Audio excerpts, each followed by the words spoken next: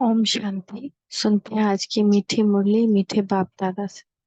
मीठे बच्चे सिर्फ दो अक्षर याद करो, हम हैं सतगुरु पौत्रे जो ब्रह्मा द्वारा दादे का वर्षा लेते हैं। हम हैं सतगुरु के पौत्रे जो ब्रह्मा बाप द्वारा दादे का वर्षा लेते हैं। आज का प्रश्न है, चढ़े तो चाखे वैकुंठ रस। जब तक इस ज्ञान में इस योग में आएंगे नहीं तब तक वो रस का अनुभूति नहीं होगा, और रस का अनुभूति नहीं हो तो पता ही नहीं कि इसका स्वाद क्या है, इसमें सुख कितना है। यह गायन तुम बच्चों से लगता है, दूसरों से नहीं। क्यों?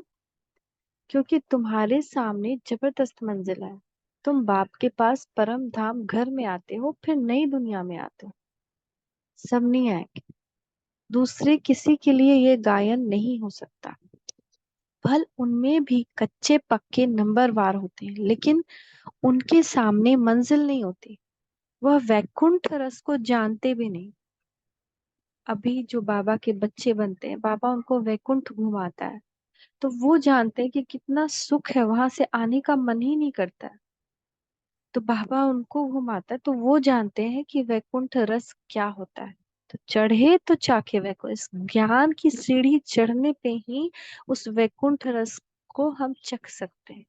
जब ज्ञान की सीढ़ी के नीचे ही खड़े हैं और सोच रहे हैं अपने आप सब हो जाए और दुनिया का सारा कुछ लिए हुए हैं, तो वैकुंठ रस चख नहीं सकते।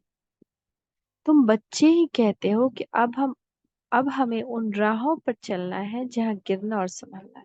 जब हम इस सीढ़ी पे चढ़ते हैं तो माया वार करती है कि हम गिरे, कभी एक स्टेप नीचे, कभी दो स्टेप नीचे आते हैं, फिर चढ़ते हैं। तो यहीं पे हमको गिरना और संभलना है। जो खड़ा ही है उसको तो माया गिरा ही दी है ऑलरेडी।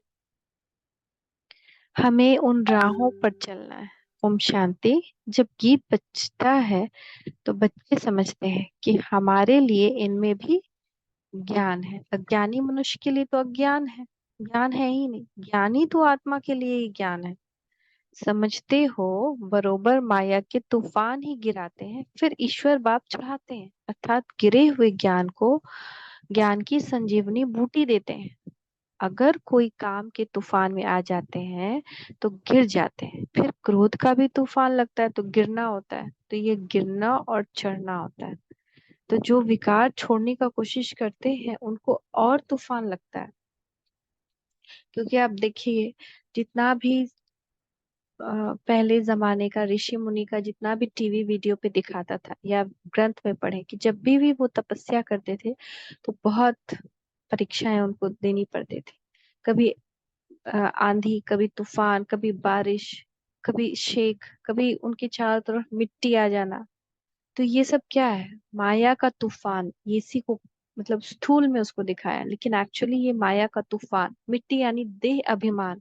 तो बार बार बार बार माया उसको ये सारे तूफान में गिराती है। तो बुद्धि से वो गिरता है, फिर उसको क्रोध भी आता है, फिर वो तपस्या करता है, ऊपर चढ़ता है, बाबा हेल्प करता है।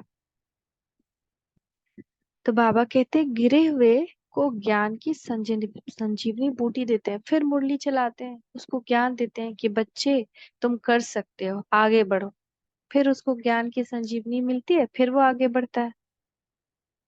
तो चढ़े तो चाखे वैकुंठ रस, अब यह गीत सिवाय तुम्हारे किसके साथ लग नहीं सकता। सन्यासियों से भी नहीं लग सकता। किसी सन्यासी को वैकुंठ रस क्या होता है पता ही नहीं, पता ही नहीं है। भगवान के लिए सबसे बड़े है भोला बाबा, है ना। तो वो भोले भोले बच्चे को लेता है, वो नहीं जो अभिमान में है, दंभ में है, बड़े बड़े पोस्ट पे है, बहुत अमीर है, कहीं का उपाध्यक्ष है, हिंदू महासभा का अध्यक्ष है, क्रिश्चियन का पादरी है, उसको भगवान नहीं चुनता।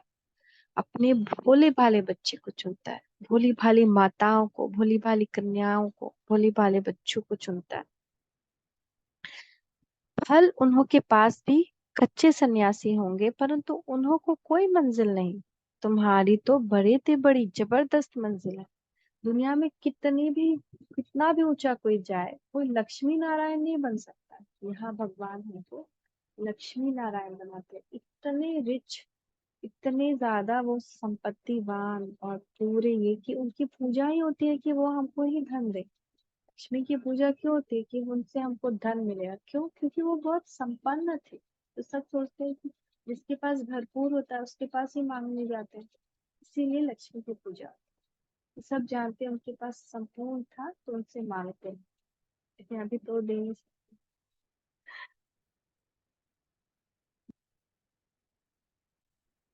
बच्चे, बाकी राजाए आदि की कोई मंजिल नहीं, इसमें बड़ी ऊंची मंजिल है।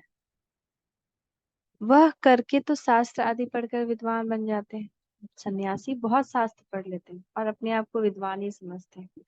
लेकिन ये कहावत क्यों कहा गया? पोथी पढ़ी पढ़ी जग मुआ, पंडित भया न कोई। ढाई आखर प्रेम का पढ़े जो पंडित। भगवान से प्रीत जो लग गई तो वो पंडित हो जाए, सच्चा पंडित हो जाए। लेकिन दुनिया का जितना भी ग्रंथ पढ़ लो उससे कोई पंडित नहीं बन सकता। इसीलिए ये कहावत है। बच्चे जानते हैं बेहद का बाप दादा पढ़ाते हैं, मम्मा भी पढ़ाती हैं, फिर बच्चे भी पढ़ाते हैं। तुम हो दादे पौत्रे। अमृतसर में दादे पौत्रे होते हैं। फिर कहेंगे ये सातवीं पीढ़ी है, दूसरी पीढ़ी है। तुम समझते हो सतयुग में भी पीढ़ी चलती है देवताओं की। First Lakshmi Narayan, second Lakshmi Narayan, third Lakshmi Narayan, पहली पीढ़ी, दूसरी पीढ़ी। यहाँ फिर तुम्हारी पीढ़ियां नहीं, एक दादा, एक बाबा, एक मम्मा और बच्चे बच्चियां, बस। दादे पौत्र से आगे कुछ नहीं कहेंगे। अब ये याद करना तो अति सहज है। हम ब्रह्मा कुमार कुमारियां हैं। ब्रह्मा हुआ हमारा बाबा। तो हम भी सोचते थे कि ब्रह्मा बाबा से जब उनके ब्रह्म कुमार कुमारियां निकले तो फिर हम तो उनके और पिछाड़ी वाले हो गए, वो एक जनरेशन ये दूसरा जनरेशन। तो बाबा कह रहे हैं ऐसी बात नहीं, इसमें वो जनरेशन का बात नहीं, इसमें सिर्फ बाप दादा उनके पौत्रे पौत्री बस। सब ब्रह्म कुमार कुमारी, इसमें नहीं कि ये एक जनरेशन, एक दूसरा जनरेशन, तीसरा जनरेशन। तो ये बहुत अच्छा बाबा आज क्लियर किए। अब ये याद करना है तो अति सहज है। हम ब्रह्मा कुमार कुमारियां हैं। ब्रह्मा हुआ हमारा बाबा, दादा है शिव, उनसे मिल्कियत मिलती है। कितनी सहज बात है। तो शिव परम पिता परमात्मा से हम कितना तरह से नाता जोड़ सकते हैं। शिव साजन, शिव दादा, शिव बच्चा, शिव माँ, शिव दोस्त, शिव सतगुरु, शिव गुरु, शिव गाइड, शिव बाबा। तो उनको दादा बनाते हैं तो बाप तो ज्यादा से बेदखल भी कर दे, लेकिन दादा हमेशा अपने पोते को बहुत प्यार करता है। तो इसीलिए बहुत लोग शिव से एकदम दादा का ही वर्ष ज्यादा रिश्ता बनाते हैं कि देगा ही देगा बाप। उनसे मिल्कियत मिलती है। कितनी सहज बात है। हम दादे पौत्रे पौत्रियां, ब्रह्मा कुमार कुमारियां। ब्रह्मा एक ही बच्चा है शिव का। ऐसे नहीं कहेंगे कि हम विष्णु कुमारी अथवा शंकर कुमारी हैं। नहीं, प्रजा पिता एक ही ब्रह्मा को कहा जाता है। बाबा बहुत सहज समझाते हैं। ब्रह्मा कुमार कुमारियां, तुम ब्रह्म कुमार कुमारी बने हो शिव बाबा से वर्षा लेने के लिए। शिव बाबा कहते हैं ऐसे ऐसे कोई को समझाओ, याद जरूर शिव बाबा को करना है जिससे वर्षा मिलता, और कोई कोई याद करेंगे तो नर का वर्षा मिलेगा। ये तो समझ की बात है। वर्षा बाप से नहीं दादे से मिलता है। स्वर्ग का रचयिता ज्ञान दाता वह। शिव बाबा सुनाते हैं ब्रह्मा द्वारा, फिर यह ब्रह्मा भी सुन लेते हैं। ब्रह्मा की भी पहली पहली बच्ची सरस्वती गाय हुई है। ब्रह्मा कुमारी सरस्वती जगत अम्बा कितनी गाय हुई है। वह ब्रह्मा से भी जास्ती वर्षा ले लेती है, इसीलिए पहले लक्ष्मी फिर नारायण गायता है। तो सरस्वती सबसे ज्यादा पुरुषार्थ करती थी। 12 बजे भी उनका सोना हुआ, 1 बजे भी सोना हुआ, 2 बजे उठ जाती थी। सब पूछता था कि मम्मा आप तो अभी सोए हो, क्यों उठ गए? तो कहती थी कि दुनिया के लिए मैं उठ सकती हूँ, अब मेरा पीयू जो मेरे लिए वेट कर रहा है उसके लिए नहीं मैं उठ सकती। तो उठ जाती थी और चांदनी रात के दिन रात रात भर तपस्या करती थी। उनको उनका इतना व्यक्तित्व कि छोटे उम्र में होते भी उनके अंदर पवित्रता की इतनी शक्ति आ गई कि जिस जो उनको देखता था वो माँ समझता था कि ये तो माँ है। और किसी को दुर्गा का, किसी को विंध्येश्वरी का, किसी को काली का। और जो भी जैसे किसी का बुरा लत है, शराब है, जुआ है, उनके सामने आते ही माँ माँ करके चरण में गिर जाता था। ऐसा उनका तेज खुद के पुरुषार्थ से उनका आया, तपस्या करके। इसीलिए उनका नंबर 1 पदवी लक्ष्मी, जिसका नाम नारायण के भी पहले लिया जाता है, लक्ष्मी नारायण, नारायण लक्ष्मी नहीं। तो ये अभी के उनकी तपस्या पे है।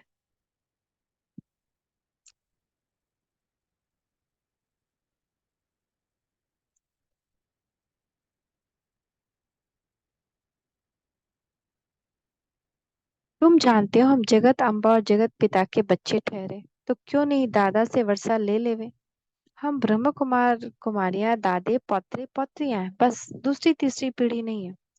पर पोत्रे, तर पोत्रे कुछ नहीं। दादे को कौन याद नहीं करेगा। तुम जानते हो हम जितना याद करेंगे उतना विकर्म विनाश होंगे।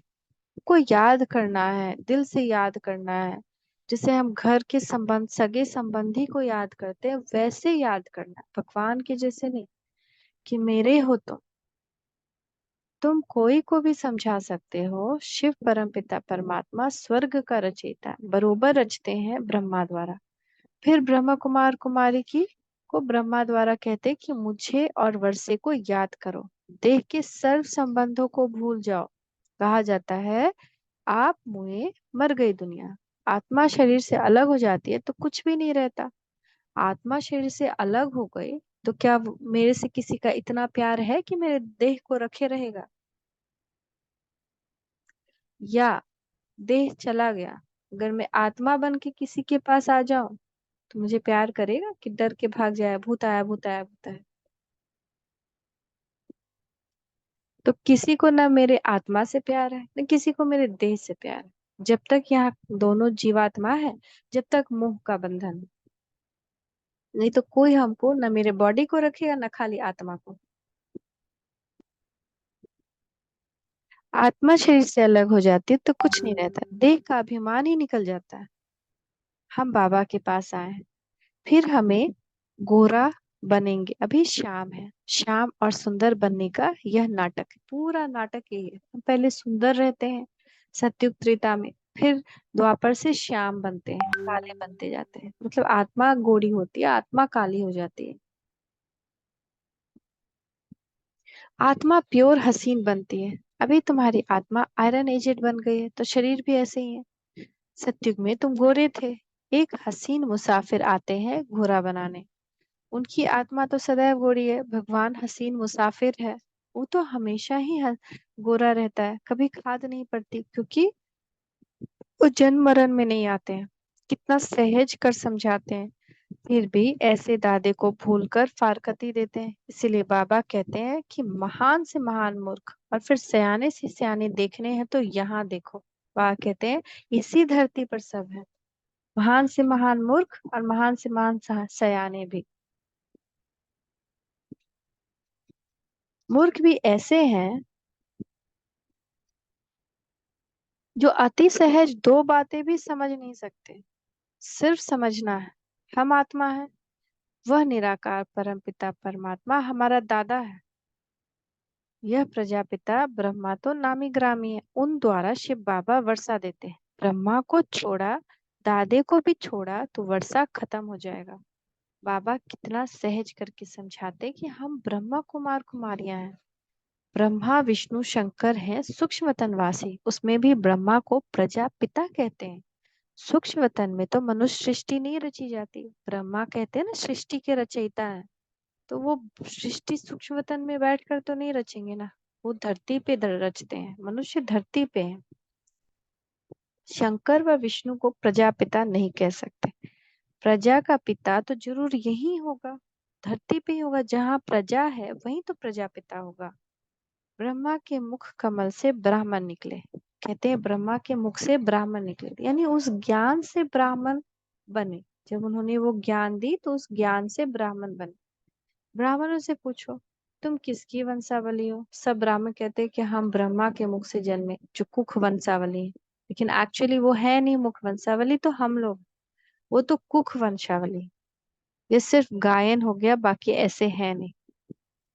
अभी तुम जानते हो परम पिता परमात्मा ब्रह्मा द्वारा देवता क्षत्रिय धर्म स्थापन करते हैं, तो सो तो करेंगे संगम युग पर। संगम युग पर ब्राह्मण जरूर चाहिए।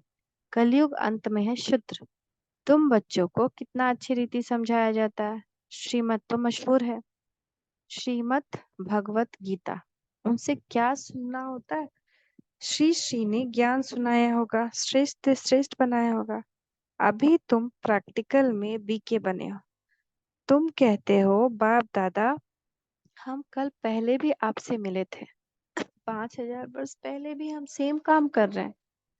एक बात अगर हम गहराई सोचे, 5,000 पहले भी, मान लीजिए इसका एग्जाम्पल, ये ऐसे किया, 5,000 बाद भी ऐसे करें, और 5,000 उसके बाद भी ऐसे करें, तो हम क्यों हर बार इसको माइंड करें? तो ये भगवान युक्ति बताते, नथिंग न्यू, जो हो रहा है नथिंग न्यू, पहले भी हुआ फिर होगा, बार बार होगा, ड्रामा में फिक्स है। तो उसको ड्रामा समझे, नथिंग न्यू समझे, उसको छोड़ देना चाहिए। तो बाबा कह रहे हैं, अभी तुम जानते हो कि परमपिता ब्रह्मा द्वारा क्षत्रिय धर्म स्थापन करते हैं। क्षत्रिय धर्म स्थापना करेंगे तो संगम युग पर, संगम युग पर ब्राह्मण जरूर चाहिए। कलयुग अंत में है शूद्र। तुम बच्चों को कितनी अच्छी रीति समझाया जाता है। श्रीमत तो मशहूर है, श्रीमद् भगवत गीता। उनसे क्या सुनना होता है? श्री श्री ने ज्ञान सुनाया होगा, श्रेष्ठ से श्रेष्ठ बनाया होगा। अभी तुम प्रैक्टिकल में बीके बने हो। तुम कहते हो बाप दादा, हम कल पहले भी आपसे मिले थे, हम दादे से अपना वर्षा लेने के लिए आए हैं। अच्छा, उससे बने क्या बने थे? सूर्यवंशी व चंद्रवंशी। श्री नारायण को वरा था या श्री राम को? कहते हैं बाबा, हम तो श्री नारायण को वरेंगे, परंतु फिर भूल जाते हैं, जो इतना लायक बनते हैं उनको भूल जाते हैं, लायक बनाते हैं। दादे व बाप को शल कोई भी न भूले, झट फारकती देते हैं, याद नहीं करते, ज्ञान के 2 अक्षर धारण नहीं करते। हम सतगुरु पौत्रे अथवा दादे पौत्रे हैं, उनसे वर्षा लेते हैं पुरुषार्थ से, मेहनत से, एफर्ट से। लौकिक बाप का वर्षा अथवा प्रॉपर्टी तो बांटी जाती है, यहाँ बांटने की कोई चीज नहीं, इसमें मेहनत करना पड़ता है। कोई मून पे भी प्लॉट आदि नहीं खरीद खरीद करना है, यहाँ तो राजाई के मालिक बनते हो। जैसे यहाँ राजाई बनने के लिए चंद्रमा पे जाते हैं, जमीन खरीदते हैं। अब वो बात भी नहीं है यहाँ पे, इस ज्ञान में तुमको कहीं जाकर कुछ खरीदना नहीं है, तुम तो मालिक बनते हो। पार्ट तो यहाँ ही बजाना है, मून आदि में नहीं जाना है। इसको साइंस घमंड कहा जाता है। साइंस घमंड करके मून पे ही प्लॉट ले रही है। एक तो कौन सा हीरो था जो जिसका मर्डर हुआ, तो वो भी मून पे प्लॉट ले रहे थे। तो मून पे थोड़ी जाके रहना है, जो मून पे प्लॉट ले रहे हो वो जाके रह नहीं सकता है। तो ये सब साइंस का घमंड है, बेवकूफी है। अति घमंड में जाने से विनाश को प्राप्त करते हैं। क्या क्या निकल पड़ा है, हजारों लाखों माइल तक जाते हैं, उन्हों को मालूम पड़ता है अभी ये कहाँ तक पहुंचा है। ऊपर चंद्रमा में क्या है? चंद्रमा तो शीतल है ना, सूर्य के आगे जाने से तप जाएंगे। कितना साइंस घमंड है। नाम भी रखा है रॉकेट। बाबा ने समझाया है आत्मा सबसे बड़ी रॉकेट है तो बिंदी, उसका क्या वजन होगा? बिंदी में सारी नॉलेज है, 1 सेकंड में कहाँ से कहाँ उड़ जाती है। तो आत्मा एक रॉकेट ही है ना, शरीर से निकलती है और 1 सेकंड से कम में भी दूसरे शरीर में प्रवेश कर जाती है। तो कितनी बड़ी रॉकेट है, चाहे वो इंग्लैंड हो चाहे अमेरिका हो, या अभी भी हम परम धाम जाते हैं तो 1 सेकंड में पहुंच जाते हैं। तो आत्मा से बड़ा रॉकेट तो दुनिया में है नहीं। भगवान सबसे बड़ा साइंटिस्ट है। बाबा ने समझाया है, बाबा को याद किया और सेकंड में उड़े। यह भी सुडु तीक्ष्ण बुद्धि की समझ कर समझा सकते हैं। शिव बाबा भी बिंदी है। लिंग रूप कहने से इतनी बड़ी आत्मा नहीं होती, परमात्मा ही ऐसा होता है। वह फिर कहते हैं परमात्मा तो ब्रह्म है, कुछ भी समझ नहीं सकते। जब तक सम्मुख ना आए तब तक परमात्मा के नाम रूप आदि को समझ न सके। हम भल शिव बाबा का चित्र दिखाते हैं, परंतु वो ऐसा नहीं है इतना बड़ा, वो भी हमारी तरह बिल्कुल बाल की नोक इतनी। आत्मा ऐसे ही परमात्मा। वह तो बिंदी रूप है, लेकिन बिंदी की पूजा कैसे करेंगे, फूल आदि कैसे चढ़ाएंगे? तो भक्ति मार्ग में चला आया है, पूजा के लिए मंदिर में बड़ा रूप बना दिया। अच्छा, बाबा कहते हैं किसकी बुद्धि में ये ज्ञान न बैठे, तो फिर ये समझ सकते हो ना कि ये ब्रह्म, ना कि हम ब्रह्मा कुमारी कुमारी हैं, किसकी बुद्धि में ये ज्ञान न बैठे, फिर भी यह तो समझ सकते हो ना कि हम ब्रह्मा कुमारी कुमारी हैं, दादे पौत्रे हैं। अगर कोई और चीज नहीं समझ में आती है तो इतना तो समझ में आता है ना कि तुम ब्रह्म कुमार कुमारी बने हो। ऊंच ते ऊंच भगवान है, उनकी रचना को तो गॉड फादर नहीं कहेंगे, हम हैं उनके पौत्रे। वह कहते हैं मैं तुमको स्वर्ग का मालिक बनाता हूँ। तुम भी जानते हो हम अभी तमो प्रधान सावरे हैं, बाबा से सतो प्रधान गोरे बन रहे हैं, फिर काम चिता पर चढ़ने से सभी काले बन जाते हैं, श्याम और सुंदर बनते हैं। अब फिर सतो प्रधान बनने के लिए बाप को याद करना पड़ता है। एक मुसाफिर कितनों को हसीन बनाते हैं, विश्व का मालिक बनाते हैं। सिर्फ कहते हैं मुझ बाप को याद करो, नहीं तो वर्षा कैसे मिलेगा। विकर्म विनाश के लिए योग अग्नि चाहिए, घड़ी घड़ी याद करना है। कई समझते हैं बच्चे तो है ना, परंतु सारा दिन याद नहीं करेंगे तो विकर्म विनाश नहीं होंगे, खुशी का पहरा नहीं चढ़ेगा। जब ये बोझ रहता है आत्मा पे ना, तो कुछ प्रॉब्लम नहीं है, फिर भी दुखी रहते हैं, तब भी खुशी नहीं होती। 20-25 वर्ष वालों को भी यह बात बुद्धि में नहीं बैठती, भूल जाते हैं। फिर पुरानी दुनिया में जाकर तकदीर को लकीर लगा देते हैं। माँ बाप की गोद में आने से ही तकदीर शुरू होती है। मम्मा बाबा कहने से स्वर्ग के हकदार तो बने ना। प्रजा भी कहती है हमारा हिंदुस्तान सबसे ऊंचा है। अरे सबसे ऊंच होता तो फिर कर्ज क्यों उठाया, कंगाल क्यों बनते हो? यहाँ से बहुत धन ले गए हैं, कारखानों से पैदाइश होती है। कारखाना ना निकाले तो कोई को नौकरी ना मिल सके, नौकरी ना मिले तो पालना कैसे करे? दुख के पहाड़ दुखी हो पड़े। इसीलिए भारत के लिए कितनी युक्ति रची गई है, बच्चों को बहुत दुख ना हो उसके लिए युक्ति है। यहाँ से कितने बाहर जाते हैं नौकरी करने, क्योंकि वहां पैसे बहुत मिलते हैं। बाबा कहते हैं हमारे तो कांटों पर भी प्यार है, सब पतितों को आकर पावन करता हूँ। कांटों पर भी प्यार है, तो कांटों को से जो फूल बनाते हैं उस पर भी प्यार है। बाबा, हम सब कांटे बन गए ना, तो कांटों को फूल बनाते हैं, इसलिए उनको बबूल नाथ कहते हैं। इसीलिए शिव के ऊपर वो कांटा वाला चढ़ाते हैं कि बाबा इस कांटे को फूल बनाते हैं। ड्रामा अनुसार सबको सदगति देता हूँ, सबकी सदगति दाता राम। तो जब बाबा ऐसे कह रहे हैं हमको कांटों से भी प्यार है, तो समझने वाला क्या समझेगा? अगर ज्ञान है तो सोचेगा कि भगवान कांटा से प्यार करते हैं, तो कांटा चढ़ाने लगा, भक्ति मार्ग में वो फेमस हो गया जब वो आया। तो एक्चुअल कांटा भी से भी प्यार है माना, उसके बच्चे जो कांटे भी अभी बने हैं, जो दूसरे को दुख भी दे रहे हैं, बाबा उससे भी प्यार करता है। जैसे वहां पे कोई लड़ रहा है, कोई झगड़ रहा है, तो ऐसा नहीं कि बाबा उसको नफरत की दृष्टि से देखता है, उस पर रहम करता है, उसको भी चाहता है कि वो भी अच्छा बने। तो जब, जैसे कि लौकिक में माँ बाप, उसके दो बच्चे, एक अच्छा है एक बुरा रास्ता पे है, लेकिन दोनों अगर आपस में लड़ने लग जाए, तो माँ बाप को कभी ऐसा नहीं लगेगा कि मेरा एक बच्चा अच्छा हो जाए, दूसरा जो खराब रास्ता पे है उसका खराब हो जाए। ऐसा नहीं, वो तब भी सोचेगा कि ये भी अच्छे रास्ते पे आ जाए, ये भी अच्छा बन जाए, उसको भी फूल बनने का वो सपना देखेगा। ऐसे ही भगवान है, भगवान सब बच्चे से प्यार करता है। कोई बहुत पतित भी बना हुआ है तो भी वो उससे प्यार करता है, और इसीलिए हमको कहता है कि मत लड़ो, मत झगड़ो। उसको भी प्यार देना चाहता है, सुधारना चाहता है हमारे जरिए। वो सोचता है कि अगर सब्र कर जाएंगे, जैसे कहते हैं ना कि तुम तो समझदार हो, लौकिक में कहते हैं दो बच्चा लड़ रहा है कि तुम तो समझदार हो, तुम अच्छा करोगे तो तुमको देख के इसमें भी परिवर्तन आएगा। ऐसे बाबा कहता है कि बच्चे, मेरे बच्चे, तुम तो मेरे अपने बने हो, तुम तो समझदार हो, तुम तो अगर ये सब बात छोड़ो तो मैं हूं ना, मैं ठीक कर दूंगा। तुम बस उस रास्ते पर चलो जिसको मैं दिखा रहा हूँ। जो गाली दे रहा है गले लगाओ, शुभ भावना दो, शुभ कामना दो, अपना काम करो। बस वो इतना ही कह रहा है, और मुझे याद कर। तो बाबा कहते हैं कि वह कहते, मैं तुमको स्वर्ग का मालिक बनाता हूँ। तुम भी जानते हो, अभी हम तमो प्रधान सांवरे हैं, बाबा से सतो प्रधान गोरे बन रहे हैं, फिर काम चिता पर चढ़ने से सभी काले बन जाते हैं, श्याम और सुंदर बनते हैं।